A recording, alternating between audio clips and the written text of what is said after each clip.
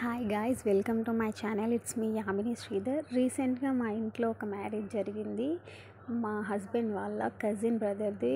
So మేము పోషమ్మ బోనాలు చేసినాము. ఎట్లా చేసామో చూడండి. ఫస్ట్ ఆ బోనాలని రెడీ చేసాము, తర్వాత టెంపుల్కి వెళ్ళి కొన్ని పిక్స్ కూడా దిగాము.